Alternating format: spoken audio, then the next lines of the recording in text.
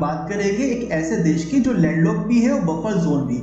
Landlocked मतलब जिसकी कोई सीमा पानी से ना लगे, और बफर जोन जो कि दो बड़े देशों के बीच में फंसी हो।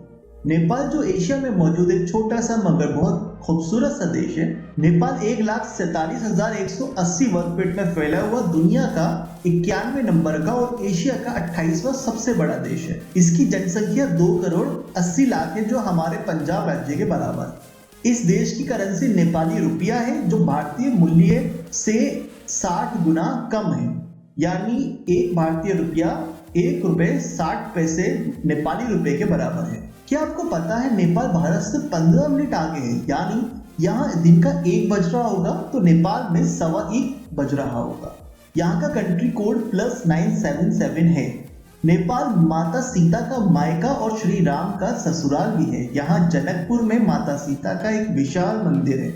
नेपाल भारत और चाइना टोटल 2 देशों से घिरा हुआ है, जिसको 7 प्रांतों में बांटा गया है और टोटल 77 डिस्ट्रिक्ट है। यह जानने के लिए आपको टूरिस्ट वीजा लेने की कोई जरूरत नहीं है। आप बस कागज दिखाइए या कोई आईडी प्रूफ जो ये साबित करे कि आप भारतीय हैं, और आपको फ्री एंट्री मिल जाएगी। नेपाल की राजधानी काठमांडू है और नेपालियों का मानना है कि काठमांडू पहले एक बड़ी झील हुआ करती थी। धर्म के लिहाज से नेपाल में 81% हिंदू है, 10% बौद्ध, 4.9% मुस्लिम और अन्य रहते हैं। नेपाल 2006 से पहले एक आधिकारिक हिंदू राष्ट्र भी था, जिसको बदलकर सेक्युलर देश कर दिया गया। और नेपाल दुनिया में एक लौता देश है जिसका झंडा वर्गाकार ना होकर 2 तिकोनों से मिलकर बना है, जो वहां की ऊंची ऊंची चोटियों को दर्शाता है, जिस पर चांद और सूरज बना है, जिसको हिंदुइज्म और बुद्धिज्म की एकता का प्रतीक माना जाता है। नेपाल में आज तक धर्म के नाम पर कोई दंगा नहीं हुआ है ना। अच्छी बात। नेपाल अपने बेशकीमती नज़ारे, बौद्ध मंदिरों, हिंदू तीर्थ स्थान, हेरिटेज साइट्स और अपने खान पान की वजह से मशहूर है। इसको लैंड ऑफ एडवेंचर भी कहा जाता है, क्योंकि यहाँ दुनिया की 10 में से 8 सबसे ऊंची चोटियां हैं, जिसको फतेह करने के लिए लोग दूर दूर से आते हैं। इस देश में वॉलीबॉल को सबसे ज्यादा पसंद किया जाता है, जो यहाँ का नेशनल गेम भी है। आपको जानकर हैरानी होगी कि इससे पहले यहाँ का नेशनल गेम गुल्ली डंडा था। अगर आप वेजिटेरियन हो तो आपको नेपाल में खाने की कोई कमी नहीं होगी, क्योंकि यहाँ की 40% आबादी प्योर वेजिटेरियन है, जिनका नेशनल फूड भी दाल भात है। नेपाल एक लौता देश है जहाँ 15 किलोमीटर की रेडियस में आपको 7 महत्वपूर्ण हेरिटेज साइट्स देखने को मिल जाएगी। ये देश है दुर्लभ जीव जैसे एक सिंह का गैंडा, बंगाल टाइगर, पेंगोलिन आदि का घर चितवन नेशनल पार्क का। अगर आप जीव प्रेमी हो और आपको वाइल्ड लाइफ काफी पसंद है तो नेपाल आपके लिए एक बहुत अच्छी डेस्टिनेशन है।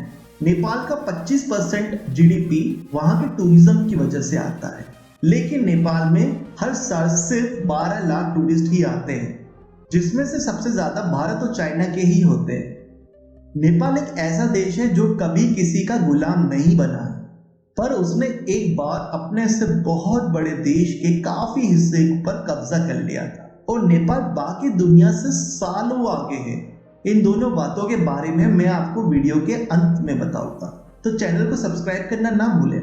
नेपालियों का मानना है कि भगवान बुद्ध का जन्म नेपाल में हुआ, और इस बात पर भारत कहता है कि उनका जन्म भारत में हुआ। नेपाल का ऐसा मानने से बुद्धिस्ट देशों जैसे थाईलैंड, कंबोडिया, म्यांमार, जापान आदि में नेपाल को एक खास दर्जा मिलता है, और उसको काफी डोनेशन भी वहां से आता है। नेपाल में दुनिया की सबसे ऊंचे पहाड़ों के साथ साथ दुनिया की सबसे गहरी झील भी मौजूद है। मतलब हम ये कह सकते हैं कि नेपाल ऊंचाई और निचाई दोनों पर बसता है।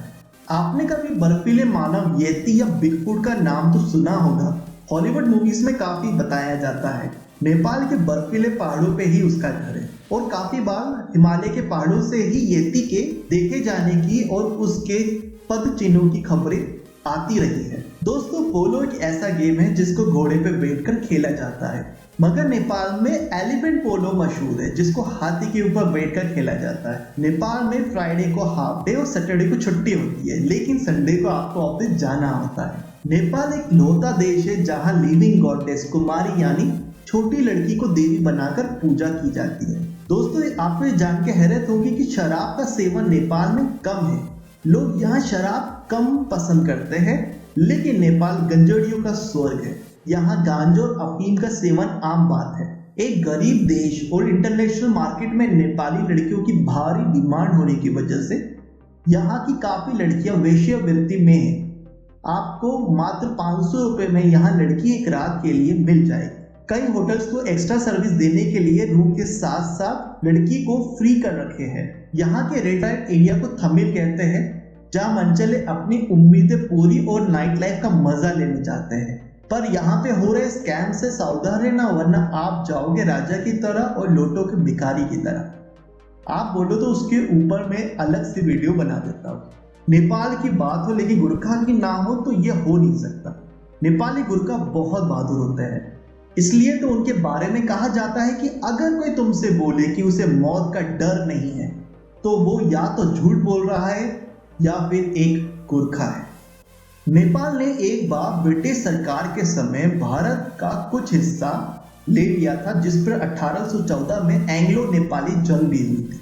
तब 1816 में ब्रिटिशर से संधि के दौरान वो कब्जा हटाया गया, जो आज कल नेपाल उस संधि में खामी ढूंढकर चाइना के बहकावे में भारत के एक हिस्से को नेपाल का हिस्सा बताकर अपना अलग से नक्शा तैयार किया, जिसको भारत ने मानने से मना कर दिया और आजकल इस पर विवाद भी चल रहा है। दोस्तों नेपाल फ्यूचर में जीता है।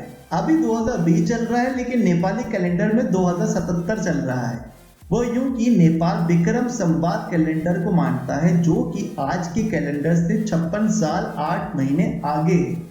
अगर आपको वीडियो अच्छी लगी हो तो लाइक कीजिए, चैनल को सब्सक्राइब कीजिए और बेल आइकन दबा दीजिए ताकि हमारी अगली वीडियो आप तक पहुंच सके। नेक्स्ट वीडियो किस चीज़ पे बनाऊं, कमेंट करके मुझे बताएं। Thank you.